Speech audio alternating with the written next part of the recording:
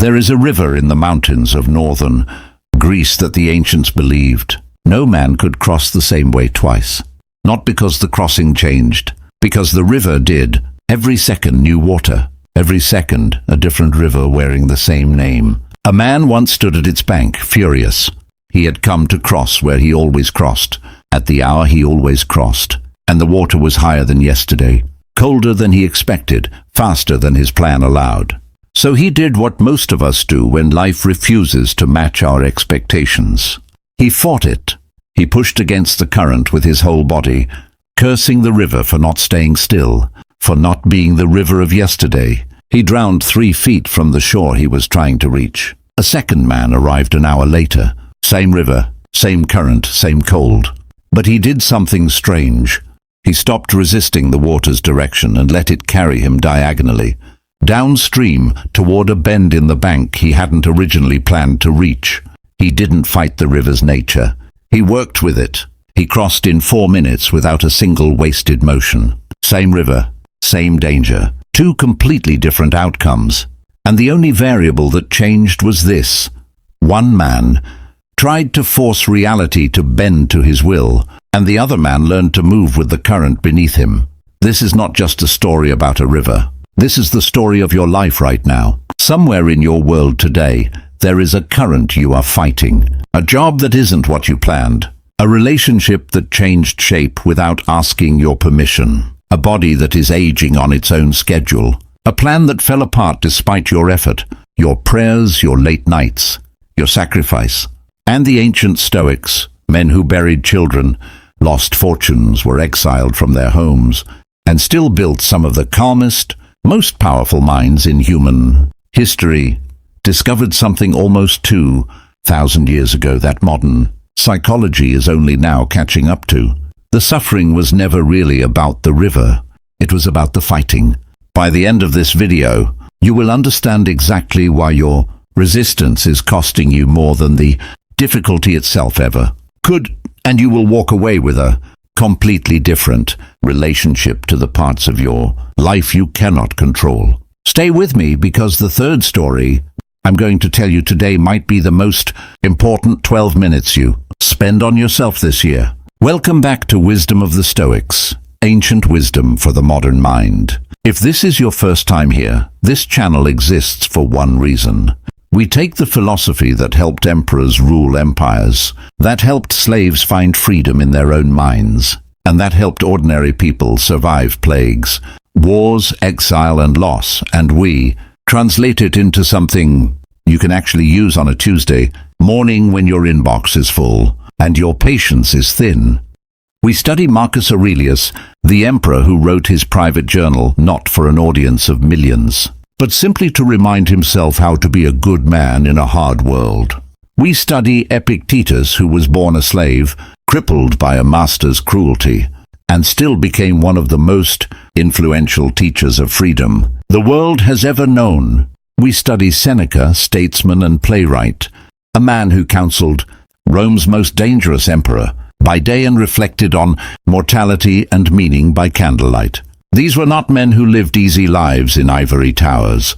They lived through betrayal, exile, financial ruin, and death, and they built a framework of thinking that let them remain steady, while the world around them was not. If you're new here, consider subscribing, because every week we take one piece of that ancient wisdom and turn it into something practical for the life you're actually living right now. And if you've been here before, welcome home. Let's get into today's lesson, because what you're about to hear may quietly change the way you handle every hard day for the rest of your life. The anatomy of fighting life. Let's start with an honest question, and I want you to actually answer it in your own mind before you keep watching. What are you currently fighting?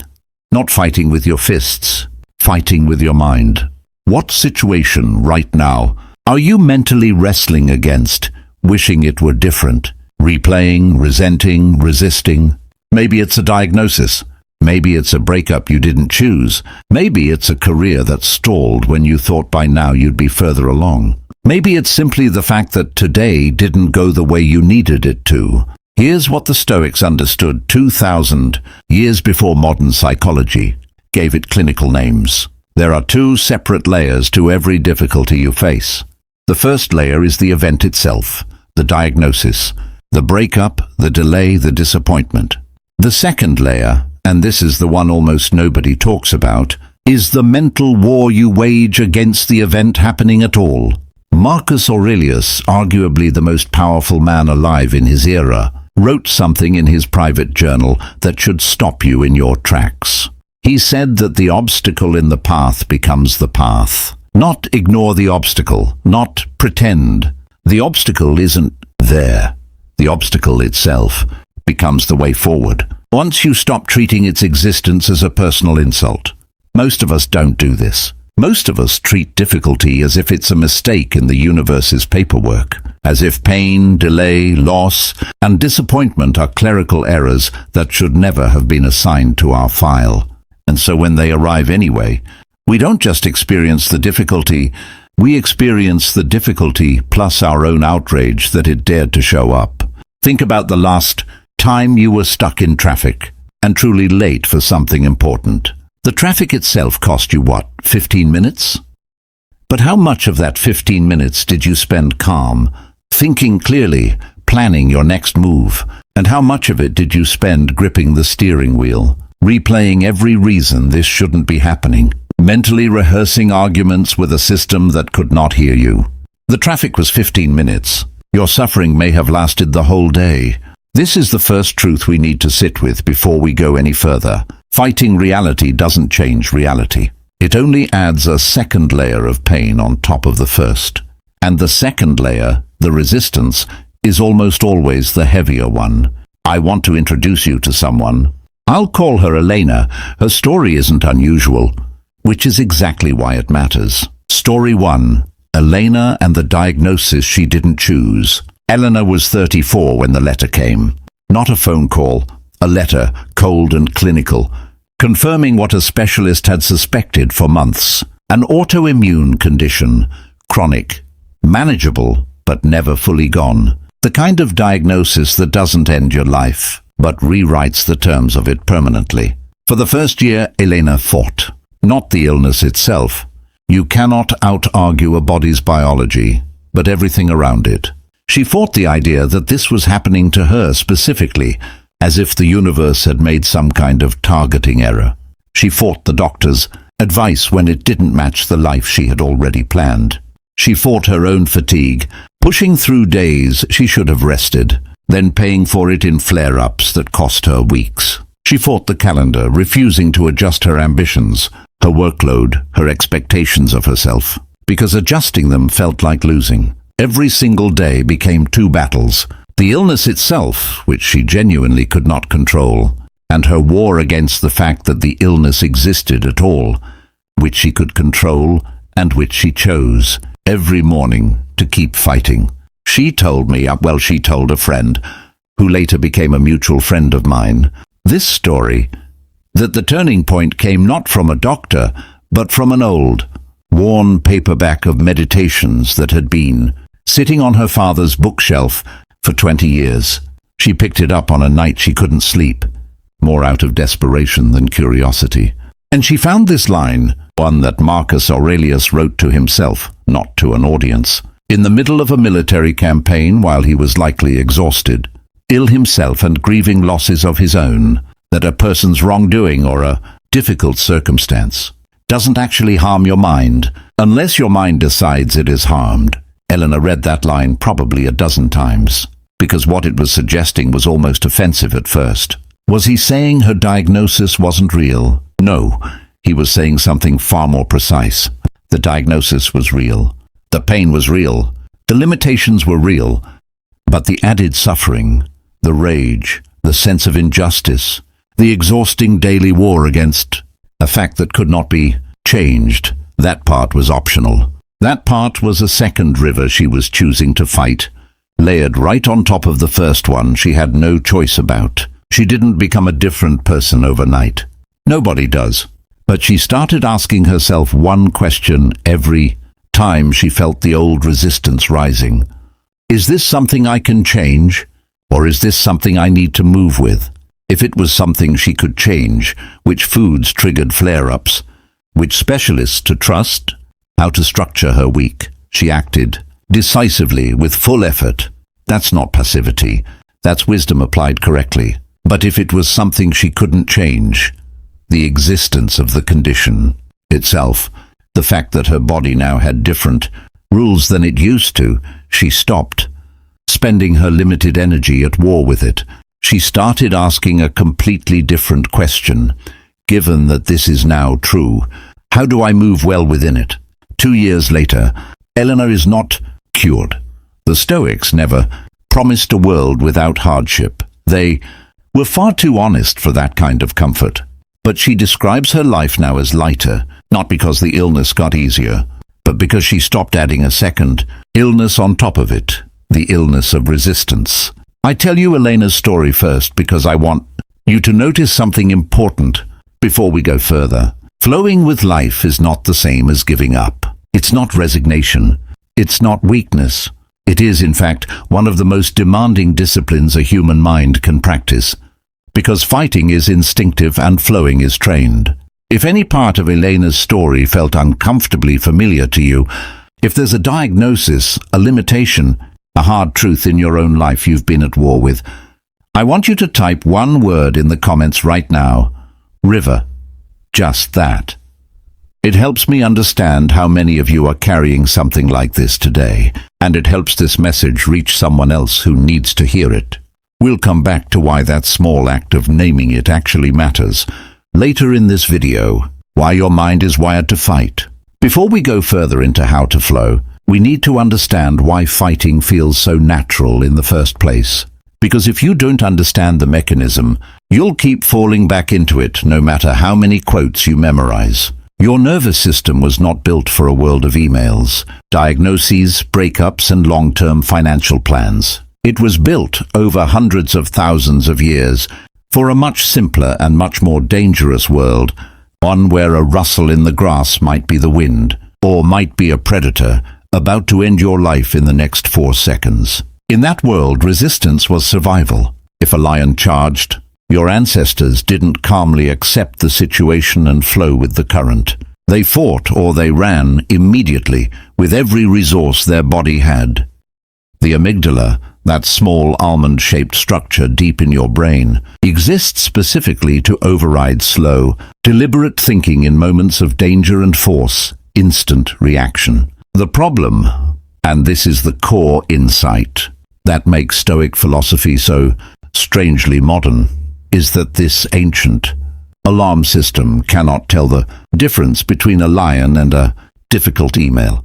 It cannot tell the difference between a genuine physical threat and an uncomfortable truth about your career, your relationship, or your health. To your nervous system, resistance feels like safety. Fighting feels like control.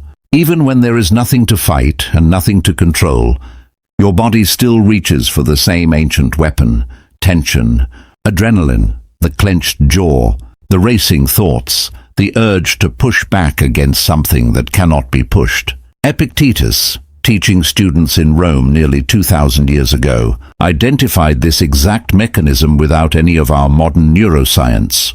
He taught that people are disturbed not by events, but by their judgments about events. What he meant was this: the event triggers the ancient alarm, but it is your mind's interpretation. This shouldn't be happening. This is unfair. I cannot handle this.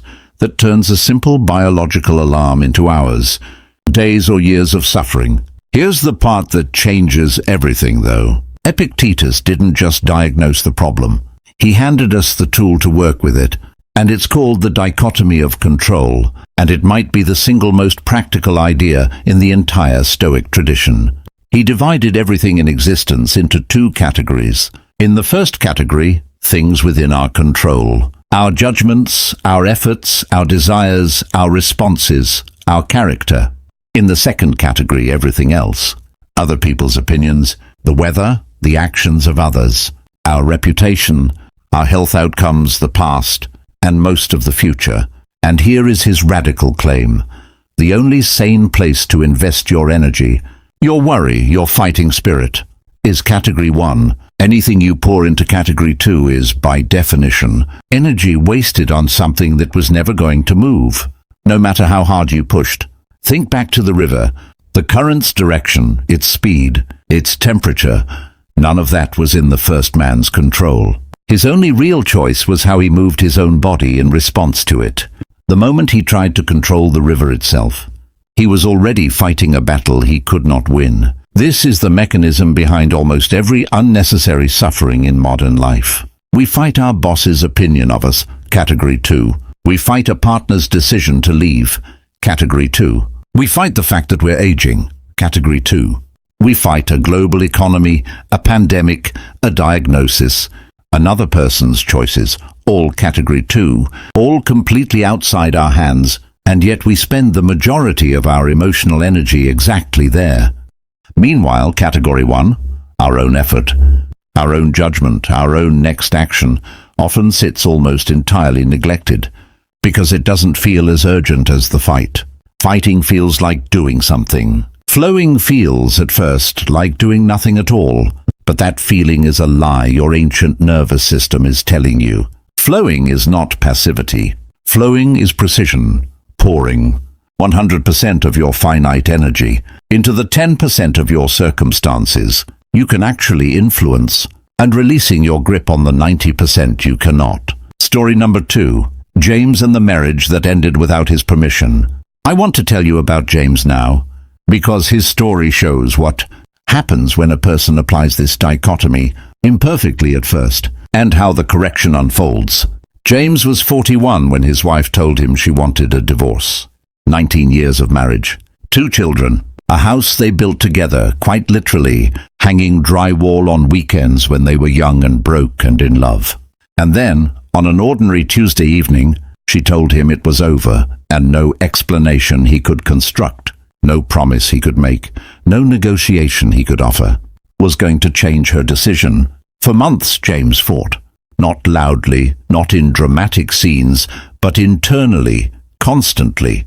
He replayed conversations, searching for the sentence that could have been different. He built arguments in the shower for why she was wrong. He tried more than once to convince her to reconsider, treating her decision as a problem to be solved rather than a fact to be accepted. He was, in Stoic terms, spending every ounce of his energy in Category 2, a decision that belonged entirely to another human being, over which he had no real control at all. The cost wasn't just emotional, it was physical. He wasn't sleeping. He lost weight he didn't need to lose.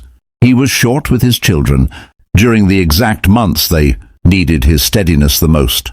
He was in every sense drowning 3 feet from shore, fighting a current that had already made its decision, refusing to let it carry him anywhere new.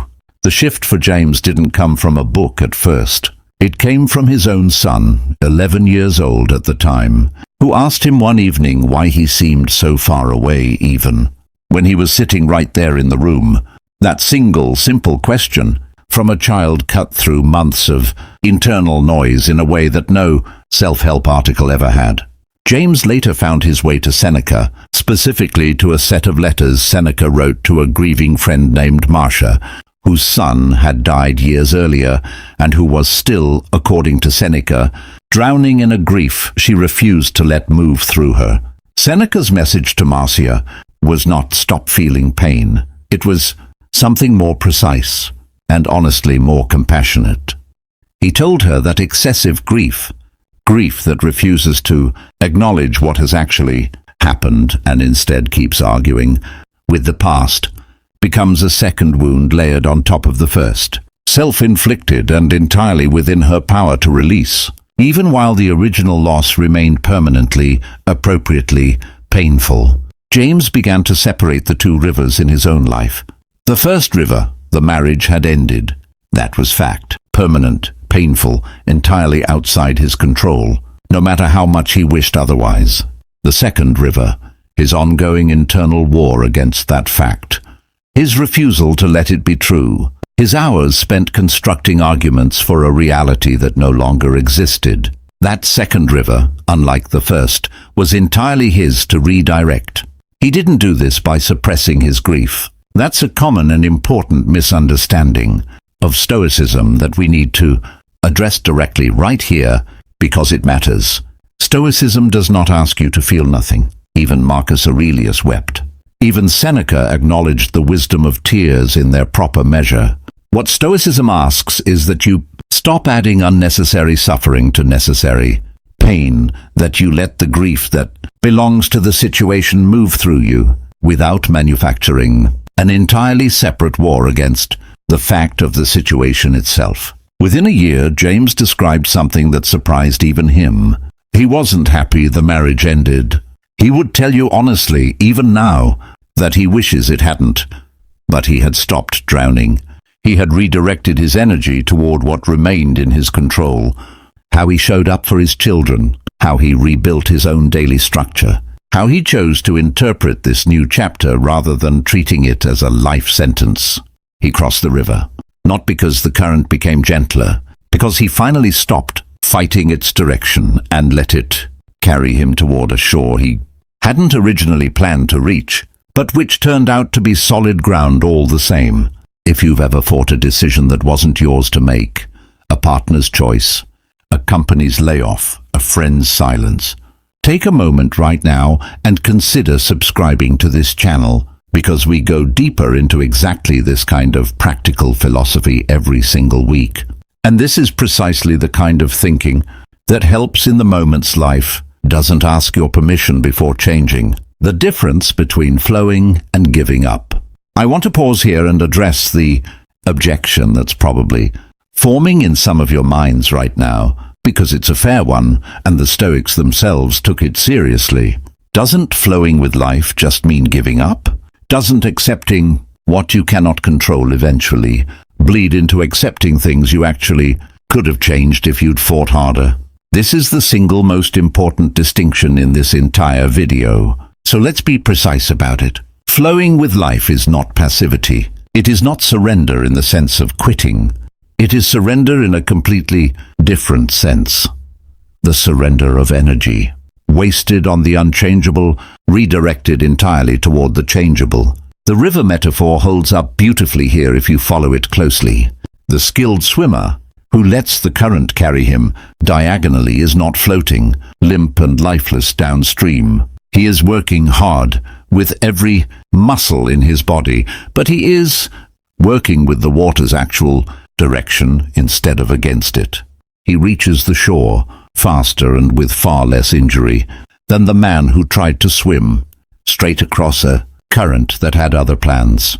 Marcus Aurelius did not flow with life by retreating from his duties as emperor. He led military campaigns. He governed an empire through plague and war. He worked relentlessly at the things within his control, his discipline, his judgment, his character, his next decision. What he refused to do was waste his limited energy raging against the plague itself, against the betrayals of men he had trusted, against the simple fact that ruling an empire in crisis is exhausting and often thankless. He poured his fight into Category 1 and released his grip on Category 2. This is the crucial reframe. Flowing with life means fighting with total intensity for what you can influence and releasing total resistance toward what you cannot. It's not less effort. In many ways, it's more effort, because it requires you to constantly, honestly sort your circumstances into the correct category, which takes more discipline than simply reacting to everything with the same blind resistance. Let's make this concrete. Because abstract philosophy is worthless if it doesn't change what you do on a Wednesday afternoon. If you lose your job, flowing with life doesn't mean passively accepting poverty. It means accepting the fact of the job loss. Because arguing with an event that has already happened is a battle you cannot win, and then pouring everything you have into what remains in your control. Your next application, your skills, your network, your daily discipline in the job search, the energy you would have spent raging at your former employer, replaying the meeting where you got the news, constructing arguments for a decision that's already final. All of that energy gets redirected into forward motion. If your health takes an unexpected turn, flowing with life doesn't mean refusing treatment or ignoring medical advice. It means accepting the diagnosis as fact, rather than treating its existence as a personal betrayal by the universe, and then applying total effort toward what remains within your control, your treatment plan, your daily habits, your mindset, your quality of life within the new terms you've been given. Notice the pattern. In every case, flowing requires two simultaneous actions: complete acceptance of what has already happened, or what genuinely cannot be changed, paired with complete effort toward what remains actionable. Acceptance without effort is passivity. Effort without acceptance is exhausting, fruitless resistance. But the two together, that is the entire art of Stoic living, and it is the exact skill that separated the man who drowned from the man who crossed the river. The philosophy of amor fati, loving your fate. There's a phrase that emerged from Stoic thinking, most famously in the writings of Marcus Aurelius, though the Latin phrasing itself was later popularized by other philosophers who drew from this same well: amor fati, love of fate, not tolerance of fate, not begrudging acceptance of fate, love. This is where Stoicism stops being merely a coping mechanism and becomes something far more radical, complete inversion of how most people relate to hardship. The default human posture toward difficulty is to wish it away, to treat every obstacle as an unwelcome intruder in a life that should otherwise be smooth. Amor fati asks something almost unthinkable by comparison. What if you didn't just tolerate the obstacle, but actively recognized it as necessary material for the person you're becoming? Marcus Aurelius wrote to himself that the impediment to action advances action, and what stands in the way becomes the way. Read that slowly.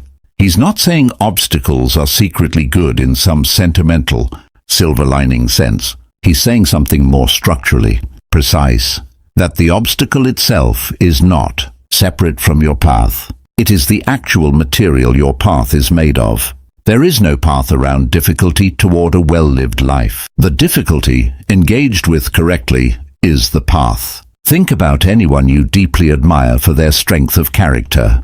I'd wager that admiration wasn't built by watching them enjoy an easy life. It was built by watching how they moved through a hard one. The river doesn't just test you, in a very real sense. It builds the exact muscles you need for the next, larger river ahead. Fight it uselessly and you drown before you ever develop that strength. Flow with it, engage with it, work with its current, and you emerge on the other side measurably, stronger than the person who stepped into the water. This reframes the entire question we started with. It's not just, how do I stop suffering from what I cannot control? It becomes something bigger. How do I actively use what I cannot control as the raw material for who I'm building myself to be? Story number 3, Marco and the business that collapsed in a single week. I promised you a third story, and I said it might be the most important 12 minutes you spend on yourself this year. Here it is. Marco spent 6 years building a small manufacturing business from nothing. No inheritance, no investors, just relentless work, careful reinvestment, and a genuine pride in the fact that he had built something real with his own hands and mind. At its peak, the business employed 14 people and supported his family comfortably for the first time in his life.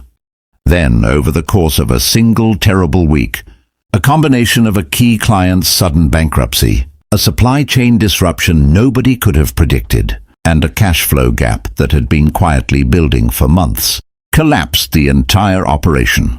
6 years of work, gone in 7 days.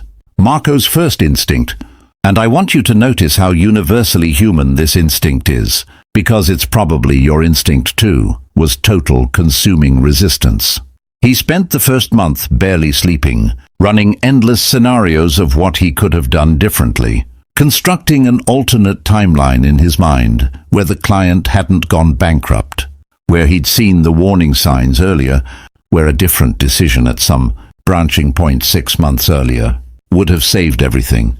He fought the collapse itself, as though enough mental effort applied retroactively could somehow unmake an event that had already irreversibly happened. This is one of the cruelest tricks the mind plays on us. and it's worth naming directly. We often fight hardest against events that are already finished, as if replaying them enough times might somehow give us a different outcome. It never does. The business was gone whether Marco accepted that fact or not. The only variable his resistance actually controlled was how much additional suffering he piled on top of an outcome that had already been decided by events outside his power. The turning point for Marco came from an unlikely source, a conversation with an older mentor, a man who had rebuilt 3 separate businesses across 4 decades, who told him something that initially sounded almost cold, but which Marco later understood as the kindest thing anyone said to him that year. The mentor told him, "The business is dead. Grieve it properly because it deserves that. But the moment you're grieving the business and start fighting the fact of its death, you're no longer honoring what you built. You're wasting the man who built it." That distinction, grieving the loss versus fighting the fact of the loss, became the hinge point of Marco's recovery. He allowed himself real grief. He didn't suppress it, didn't perform toughness he didn't feel, but he stopped fighting the unchangeable fact that the business, in its old form, was finished. And the moment that fight ended, an enormous amount of energy that had been consumed by resistance became available for something else entirely. Within 8 months, working with a fraction of his original resources but with a completely different relationship to hardship itself, Marco had started something new, smaller, leaner, built on lessons the collapse had taught him that success never could have. He describes the new venture 2 years later as more resilient than the original ever was, precisely because it was built by a version of himself that had learned to work with a current rather than drown fighting it. Here is the line Marco says changed him more than any other, one he found appropriately in Marcus Aurelius, that the things that happen to us are not good or bad in themselves. It is entirely how we use them that determines whether they build us or break us. The collapse of the business was not, in itself, a gift. It was a genuine loss, and pretending otherwise would be dishonest. But Marco's relationship to that loss, fight it forever, or grieve it honestly and then flow with what remained possible, determined everything about the years that followed. 3 stories: Elena's body, James's marriage, Marco's business. 3 completely different circumstances, and yet the exact same underlying mechanism at work in every single one. The event itself was painful, real, and in every case, entirely outside their control. But in every case, the deepest and most prolonged suffering came not from the event, but from the war waged against its existence. And in every case, the turning point arrived. The moment they redirected that same fighting energy away from an unchangeable past and toward an actionable present. If you've made it this far in the video, I want to ask you something honestly. Which of these 3 stories hit closest to home for you? Was it Elena's body, James's relationship, or Marco's collapse?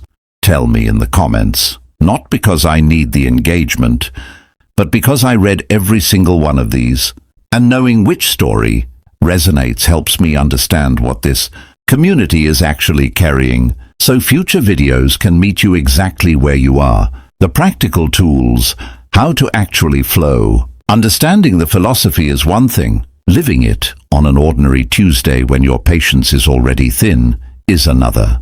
So let's get specific. Here are the actual tools the Stoics left us.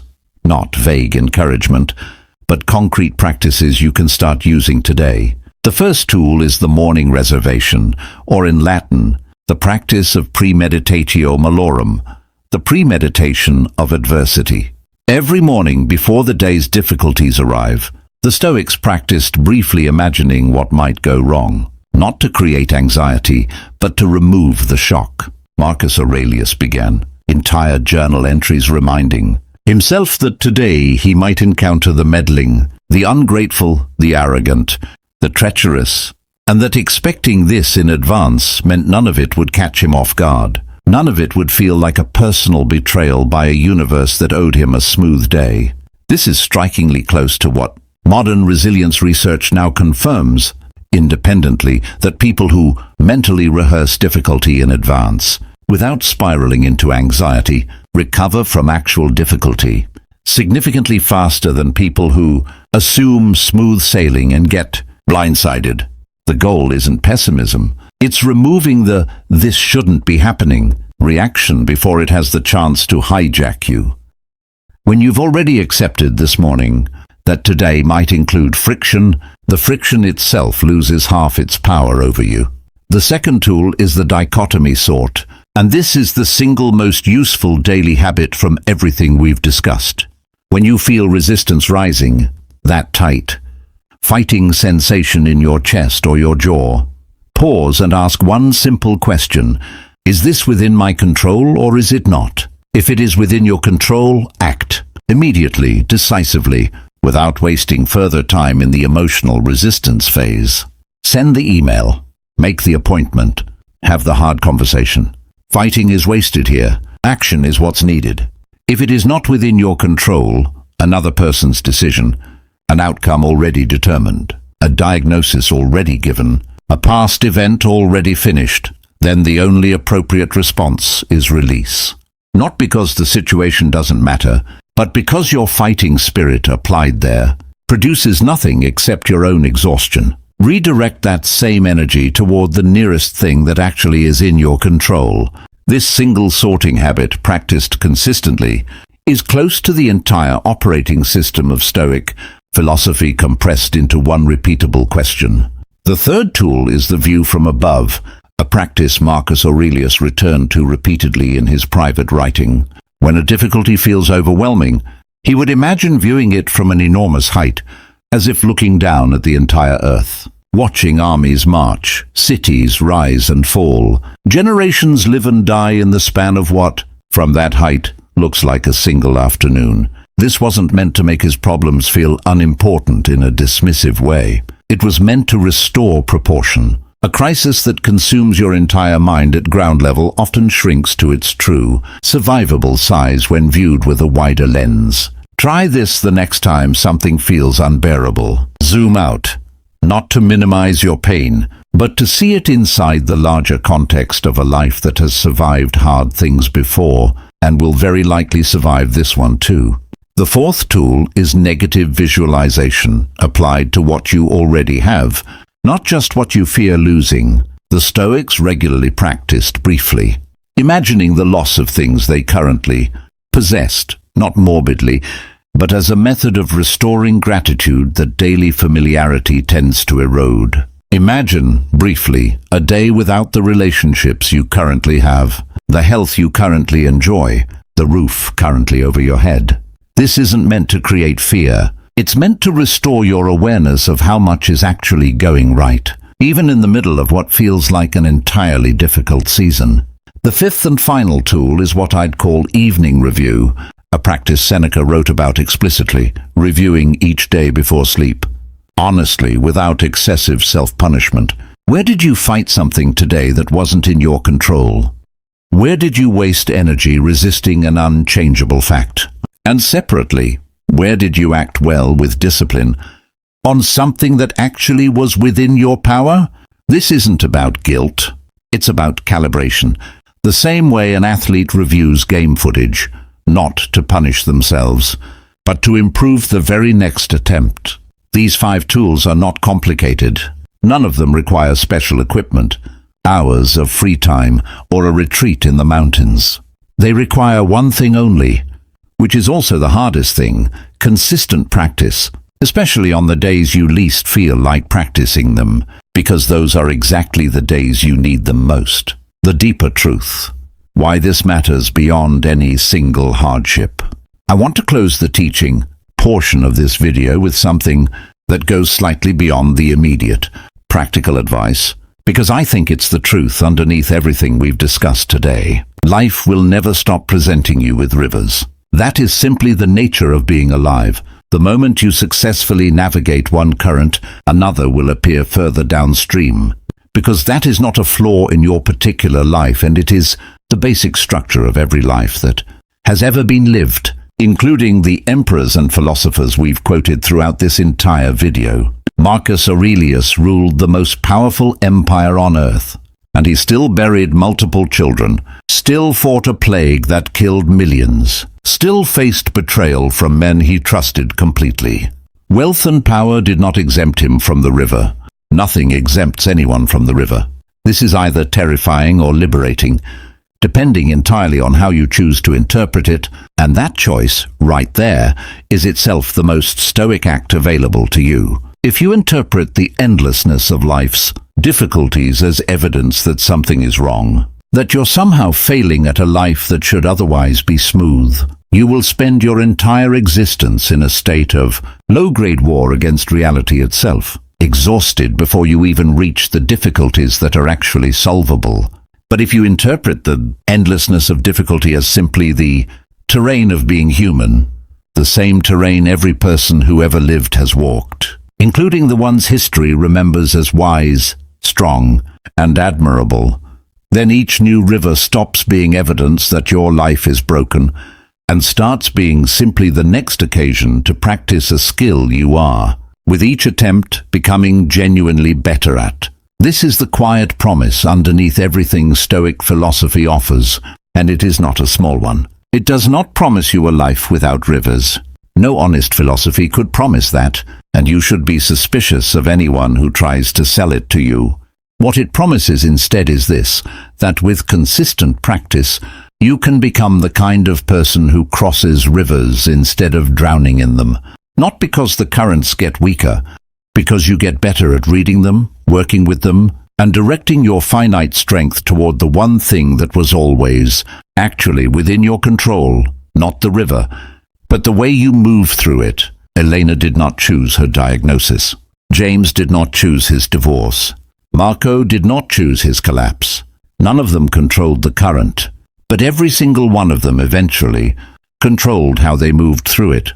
And that distinction, small as it sounds when you say it out loud, was the entire difference between years of drowning and a genuine, hard-won return to solid ground. Let's go back to where we started. Two men standing at the edge of the same cold river. The first man looked at the current and saw an enemy, something that had no right to be moving the way it was moving, something that owed him stillness, that owed him a crossing on his own terms. He fought with everything he had, and the river, indifferent to his fury, simply continued being a river, and he drowned 3 feet from the shore he was trying so hard to reach. The second man looked at the exact same current and saw information. Not an enemy, just the honest, present truth of how the water was actually moving in that moment.